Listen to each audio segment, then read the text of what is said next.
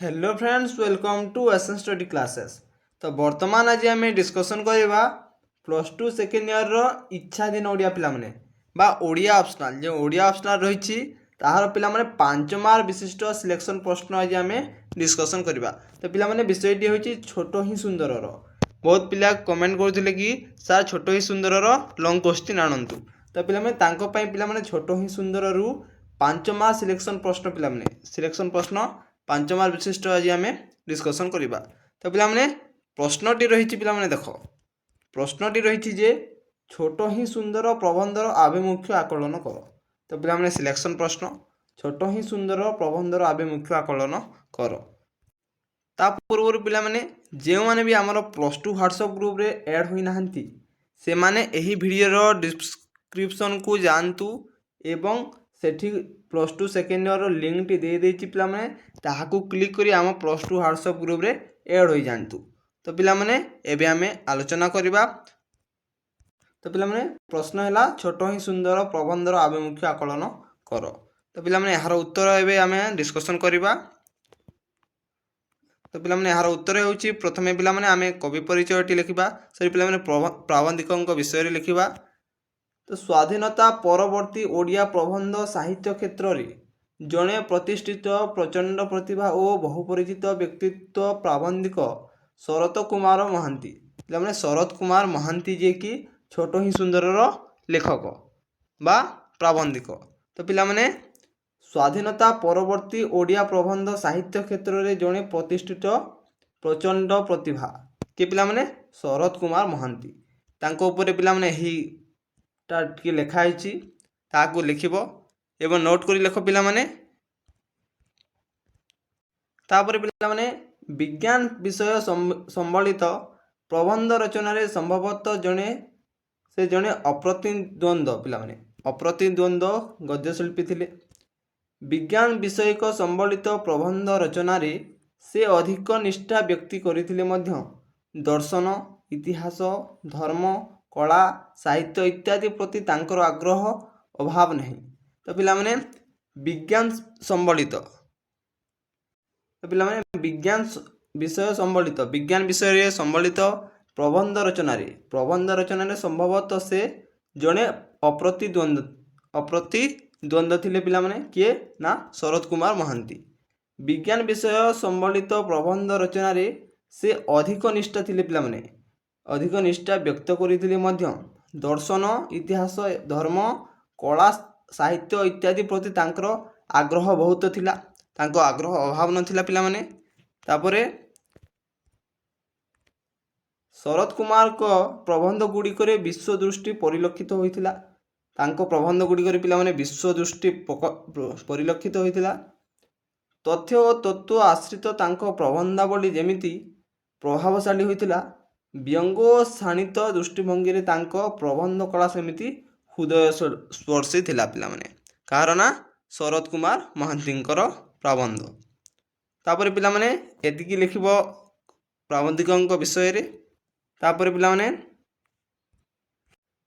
माने तांको स्मरणीय प्रबंध गुडी ग्रंथ गुड़िक मध्यरु विज्ञान दृष्टि आकाश आह्वान अटम्बरु क्वांटम अस्तित्ववादर मर्मकथा वेदांक दादागिरी और अन्यान्य प्रबंध संस्कृति और अपसंस्कृति एणु तेणु किछि विवर्तनशील मनीषर संग्राम गीतिर जीवन गाथा छत्रपति विवेकानंद गांधी मनीष आदि प्रबंध गुड़िक अन्यतम। तो पिला माने यहाँ थिला तांकर प्रबंध एथिरु पिला माने अधिक किछि लिखिबार नाही मात्र 5-6टी लिखिब तो हेजिवो। तापर पिला माने विषय तापर आमे लिखिबा छोट ही सुंदर। तो पिला माने छोट ही सुंदर प्राबंधिकଙ୍କ एक बहुचर्चित प्रबंध एही प्रबंधटी तांकर आधुनिकतार रूपरेख प्रबंध संकलन गृहीत।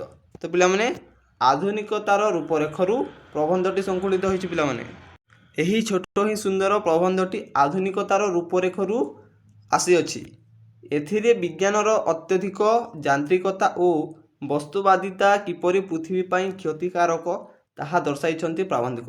तो पिला माने भलसे देख ଏଥିରେ ଏହି ଛୋଟ ହିଁ ସୁନ୍ଦର ପ୍ରବନ୍ଧରେ ବିଜ୍ଞାନର ଅତ୍ୟଧିକ ଯାନ୍ତ୍ରିକତା ଓ ବସ୍ତୁବାଦୀର କିପରି ପୃଥିବୀ ପାଇଁ କ୍ଷତିକାରକ, ପୃଥିବୀ ପାଇଁ କିପରି ବିଜ୍ଞାନ ଯାନ୍ତ୍ରିକ ଏବଂ ବସ୍ତୁବାଦିତା କିପରି କ୍ଷତିକାରକ ତାହା ପିଲାମାନେ ପ୍ରାବନ୍ଧିକ ଏହି ପ୍ରବନ୍ଧରେ ଦର୍ଶାଇଛନ୍ତି। ତାପରେ ପିଲାମାନେ ପ୍ରବନ୍ଧରୁ କହିବାକୁ ଗଲେ ଏହି ଛୋଟ ହିଁ ସୁନ୍ଦର ପ୍ରବନ୍ଧଟିକୁ ପ୍ରାବନ୍ଧିକ ଶରତ କୁମାର ମହାନ୍ତି ଅର୍ଥନୀତିଜ୍ଞ କୁମାଚାରଙ୍କ ବହୁଚର୍ଚ୍ଚିତ ଗ୍ରନ୍ଥ ସ୍ମଲ୍ ଇଜ୍ ବିୟୁଟିଫୁଲ୍ ଦ୍ୱାରା ପ୍ରଭାବିତ ହୋଇ ତାପରେ ପିଲାମାନେ ରଚନା କରିଛନ୍ତି। ନା ପିଲାମାନେ ପ୍ରଥମରୁ କହିବାକୁ ଗଲେ ଏହି ଛୋଟ ହିଁ ସୁନ୍ଦର ପ୍ରବନ୍ଧଟିକୁ ପ୍ରାବନ୍ଧିକ ଶରତ କୁମାର ମହାନ୍ତିଙ୍କ ଆଗରୁ ପିଲାମାନେ ଅର୍ଥନୀତିଜ୍ଞ କୁମାଚାରଙ୍କ ବହୁଚର୍ଚ୍ଚିତ ଗ୍ରନ୍ଥ ସ୍ମଲ୍ ଇଜ୍ ବିୟୁଟିଫୁଲ୍ ଦ୍ୱାରା ପ୍ରଭାବିତ ହୋଇ ରଚନା କରିଛନ୍ତି। ତ ପିଲାମାନେ ତାପରେ ପିଲାମାନେ ଖ୍ରୀଷ୍ଟାବ୍ଦ 1970 ପରେ କୁମାଚାରଙ୍କ ଏହି ଛୋଟ ହିଁ ସୁନ୍ଦର ପୁସ୍ତକ ପ୍ରକାଶ ପାଇଥିଲା। ପାଶ୍ଚାତ୍ୟ ବିଜ୍ଞାନ ଓ ପ୍ରାଚ୍ୟ ଦର୍ଶନର ଏକ ଅପୂର୍ବ ମିଳନର ଏହି ବହିଟି ସମଗ୍ର ବିଶ୍ୱ ମାନସିକତା ଉପରେ ତା'ର ପ୍ରଭାବ ପକାଇଥିଲା। ତ ପିଲାମାନେ ନୋଟ୍ କରି ଲେଖିନିଅ ଏବଂ ପିଲାମାନେ ଭିଡ଼ିଓକୁ ଗୋଟିଏ ଲାଇକ୍ କରିନିଅ। ତ ପିଲାମାନେ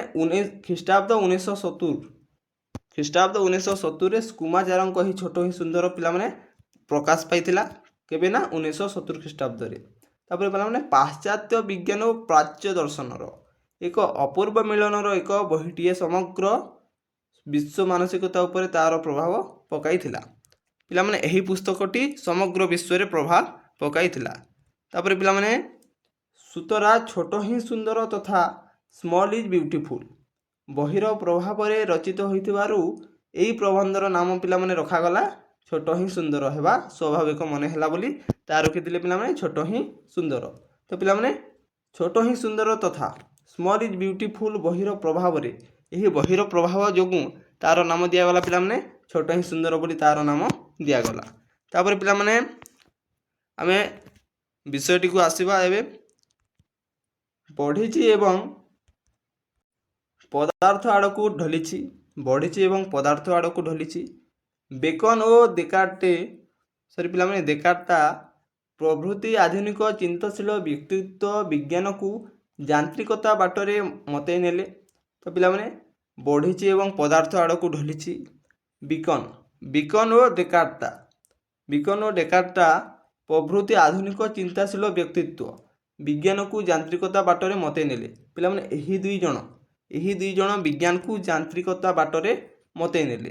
ତାପରେ ପିଲାମାନେ ପ୍ରକୃତିକୁ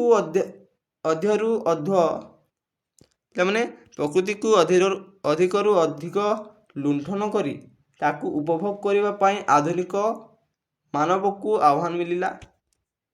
ତ ପିଲାମାନେ ପ୍ରକୃତିକୁ ପିଲାମାନେ ଏଠି ଭୁଲ ଲେଖା ହୋଇଛି, ଏଠି ଲେଖା ହେବ ଅଧିକରୁ ଅଧିକ।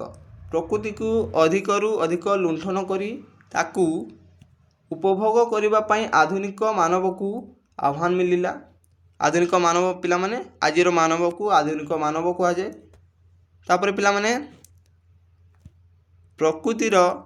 ପ୍ରକୃତିର ସେବା କରିବା ପରିବର୍ତ୍ତେ ତା'ର ଶୋଷଣ କରିବାକୁ ଆଧୁନିକ ମାନବ ବ୍ରତ ଭାବେ ଗ୍ରହଣ କଲା। ତ ପିଲାମାନେ ପ୍ରକୃତିର ସେବା କରିବା ପରିବର୍ତ୍ତେ ଆଜିର ମଣିଷ କ'ଣ କଲା ପିଲାମାନେ? ନା ଆଜିର ମଣିଷ ତାକୁ ଶୋଷଣ କରିବାକୁ ବ୍ରତ ଭାବେ ଗ୍ରହଣ କଲା। ତାପରେ ପିଲାମାନେ ପ୍ରକୃତିକୁ ଦାସୀପଣରେ ଖଟାଇବାକୁ ମନା କଲା। ପ୍ରକୃତିକୁ ଦାସୀ ଭାବରେ ଖଟାଇବାକୁ ମନ ହେଲା, ଯାହା ସମଗ୍ର ବିଶ୍ୱର ଚିନ୍ତାନାୟକଙ୍କୁ ବିଶେଷ ଭାବରେ ଚିନ୍ତା କରିବାକୁ ବ୍ୟସ୍ତ କରି ପକାଇଲା।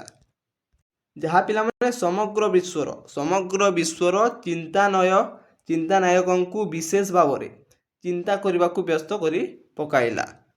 ତାପରେ ପିଲାମାନେ ଆମେ ଦେଖିବା ନେକ୍ସଟ ପାରାଗ୍ରାଫ। ପ୍ରକୃତି ଆମର ମା। ମଣିଷର ଏହି ଉପଲବ୍ଧି ବହୁ ପ୍ରାଚୀନ କାଳରୁ ହୋଇଛି।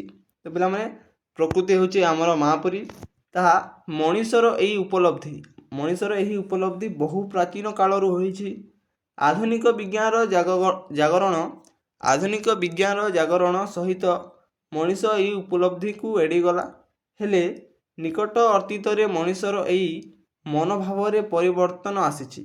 ତ ପିଲାମାନେ ତାପରେ ପରିବେଶ ସଚେତନ ହୋଇ ଉଠୁଥିବା ଏହି ମଣିଷ ପ୍ରକୃତିକୁ ପୁଣି ଥରେ ମା ରୂପରେ ଫେରି ପାଇବାକୁ ଚେଷ୍ଟା କଲା ଏବଂ ସେଥିରେ ସଫଳ ହେଲା ମଧ୍ୟ। ତ ପିଲାମାନେ ଏଠି ଦେଖ ଆଧୁନିକ ବିଜ୍ଞାନର ଜାଗରଣ।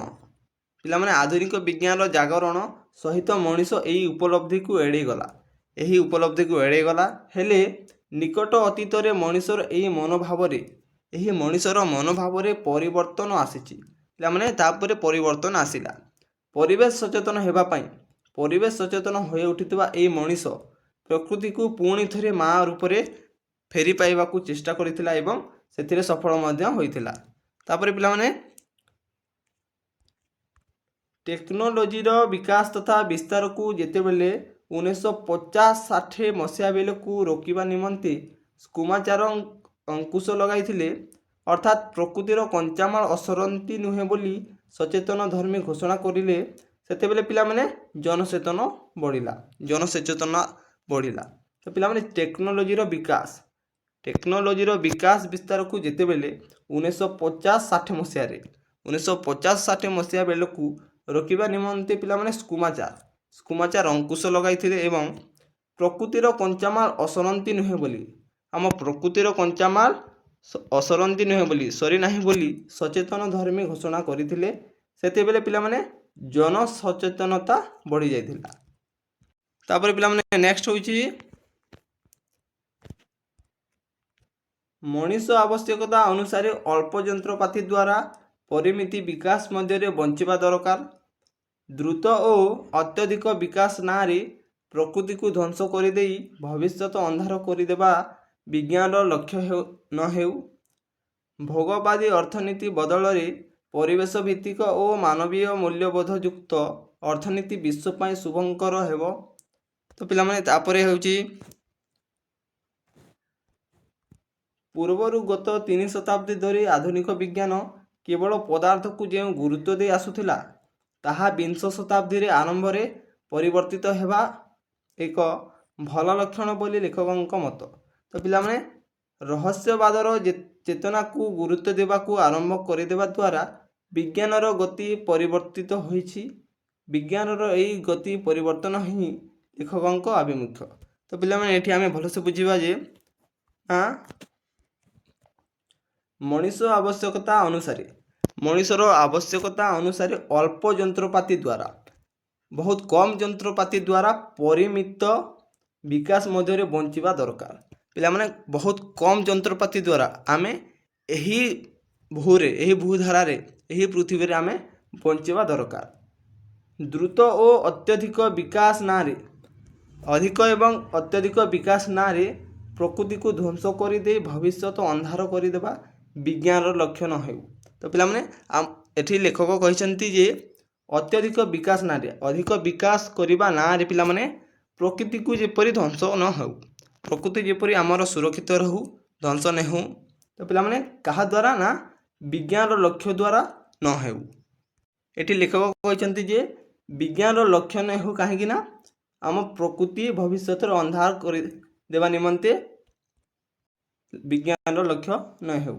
ତାପରେ ପିଲାମାନେ ଭୋଗବାଦୀ ଅର୍ଥନୀତି ବଦଳରେ ପରିବେଶ ଭିତ୍ତିକ ଓ ମାନବୀୟ ମୂଲ୍ୟବୋଧ ଯୁକ୍ତ ଅର୍ଥନୀତି ବିଶ୍ୱ ପାଇଁ ଶୁଭଙ୍କର ହେବ। ତାପରେ ପିଲାମାନେ ପୂର୍ବରୁ ଗତ 3 ଶତାବ୍ଦୀ ଧରି ଆଧୁନିକ ବିଜ୍ଞାନ କେବଳ ପଦାର୍ଥକୁ ଯେଉଁ ଗୁରୁତ୍ୱ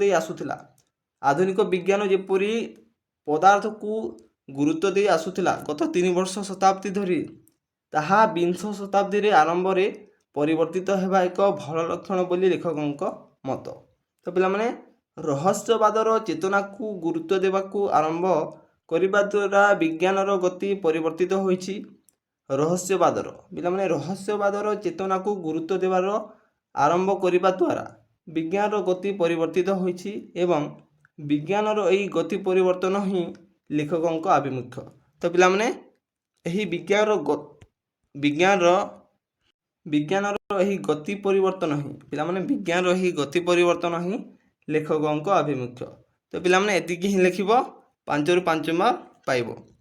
ତ ପିଲାମାନେ ଅପସନାଲ୍ ଓଡ଼ିଆରେ 5ରୁ 5 ମାନ ନିଶ୍ଚିତ ଭାବରେ ଏମିତି ଲେଖିଲେ ପାଇବ।